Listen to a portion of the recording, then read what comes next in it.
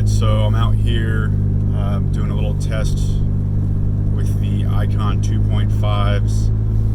I've had them on the truck for about 2 to 3 months now. Just been using them for light to medium off-roading and, you know, towing my small camper trailer.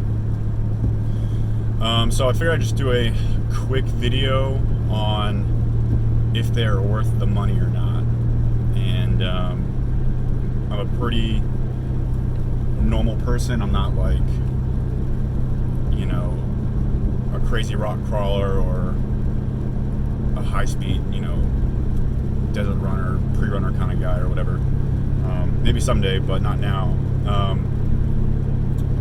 And I towed a camper, which is pretty normal.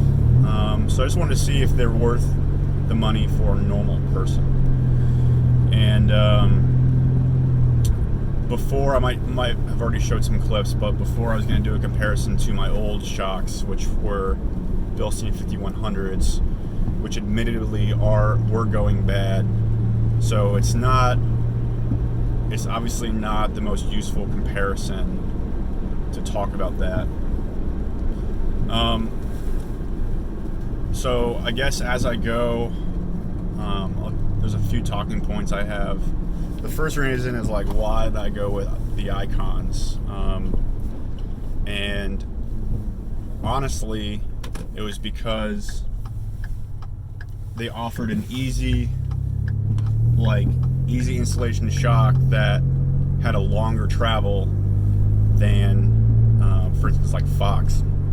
Icon for the F-150 and other trucks as well offer like an extended travel model, which for me means instead of going from adjustability from 0 to 2 or 0 to 2.5 inches, whatever Icon does, this shock is height adjustable from 1.75 to 2.63. So what that means is if, like, instead of cranking it down to like 2.5 inches of lift on the front, I only have to crank it down 3/4 of an inch. And so, because when you crank down a coilover a lot, you lose suspension droop. So you don't lose it. The overall travel stays the same, but it's just where that travel is distributed, if you will. That's what changes. So I didn't want to lose a whole bunch of suspension droop by like cranking up a Fox 2.5 all the way, because like you're kind of missing out on the point then. So Icon offered that, and I really like that feature. And I was also looking for adjustability. Of course, Fox has adjustable shocks, and so just King and everything else like that. But that kind of locked me into Icon. And then the reason why I got the remote reservoir and adjustability is just because, like, when I tow, I don't want to have a super soft shock, because I towed with the Bilsteins, and you go over a Frosty, which are like big whoops out here in Alaska. They're kind of spaced out, but they're like pretty significant in height. When you go over one of those with a trailer, like, you just feel it oscillating up and down, like kicking up your rear end. So I really wanted the adjustability, and to get the adjustables meant I had to get the remote reservoirs, which I don't think I really need. I'm not doing anything too crazy at the moment as far as, you know, on the weekends or day to day. But it is a nice little feature to have. And another benefit of going with an Icons or Kings or Fox are that they're rebuildable. So, you know, I don't get another 50 to 60,000 miles on another set that I'm going to spend, you know, $1,000 on. I can go with these and just get them rebuilt, and it could save me money in the long run. The plan is to keep the truck as long as possible, so I figured it was worth a good investment in order to get a high quality product that you can also just do regular maintenance on to get a long life. So that's the notion that's out there with the Icons, is that they're going to be a little bit better on the highway because they're more digressively valved, while like Fox and Kings are progressive, which makes they're going to be a little bit. Fox and Kings are going to be softer riding, but the Icons will be a little bit firmer, more stable on the highway. As you see, I'm getting rattled around. I'm on the same road that I did before in the Bilsteins, and yeah, I'm getting shaked around a little bit. Well, yeah, I'm getting shaked around a good bit. It definitely feels controlled. I would say the road is definitely worse now, 2 or 3 months later, in the summer, than it was in early summer, late spring before. Just a lot more traffic now since they graded it. So I will say, like, overall, I'm quite pleased with the performance of the Icons. When I'm towing, my settings are 5 in the front, 8 in the back, which really firms up the rear. So if I do go over those frost heaves or bumps, like, the trailer feels very controlled, and I don't feel like I'm getting tossed around at all, which is super nice. If I'm doing like a slow kind of rock crawly trail, where we're not really, it's not really a road, but definitely more of a trail, I'll crank the adjusters down to 1 or 2, which really like frees up the wheels. And I was honestly surprised how much of a difference there was in the settings of the shock. So I would never drive on the road at like a 1 or 2. I just feel like it's too soft, and of course it's going to feel more unstable then. But while you're towing, crank it up to 8, and it's amazing, like how different the truck reacts to things. I hear in the washboards, maybe the Fox or Kings were a little bit better. Right now, I'm on an 8 in the rear, which honestly probably isn't helping me much. Here, let me pull over and I'll switch it up. We'll go to a 5. I had on the 8 in the rear because I've been doing a lot of camping, so I've been towing a lot. Let me switch that, and we'll see how much it changes.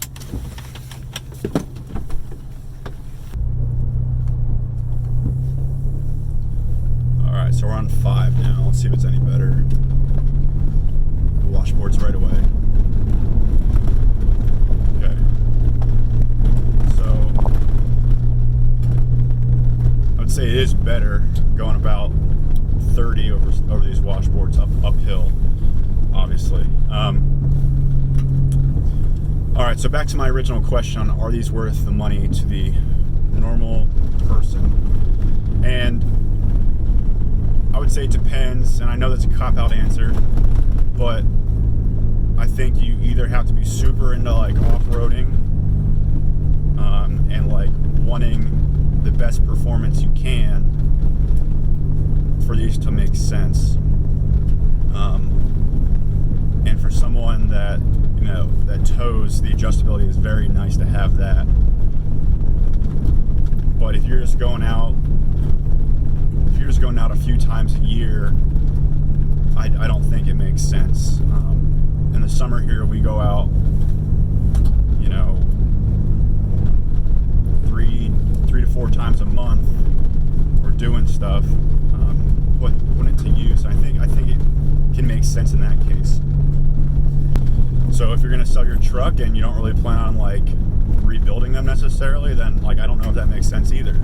Just because to me that was a big benefit of having one of these higher performance, more name brand shocks that you can rebuild them, and they'll be good as new at the end of their life cycle.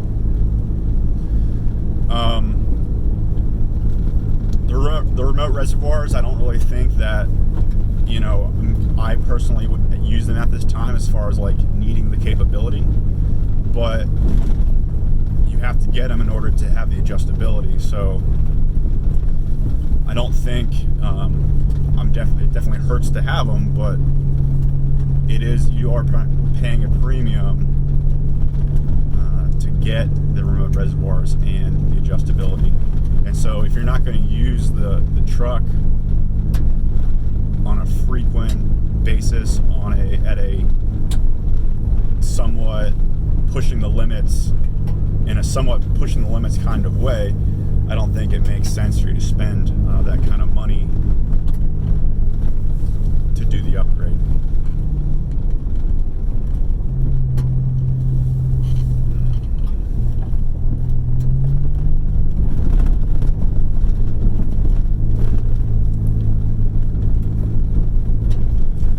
So I guess in summary, the shocks are great. They clearly work. They help you tow better. They do better fast off-road. They do better slow off-road. And I think you have to ask yourself the question, am I really gonna use these as much as I think I'm going to in order to get my money's worth? Personally, I think I should even be using these a little bit more than I do, pushing the limits. And hopefully, when I move and head out to Utah, I have a chance to do that. But I don't regret buying them, and if you are interested and you're looking for something that's high performance and gives you a little bit more capability, then a good option to look into. Alright, I know this video was kind of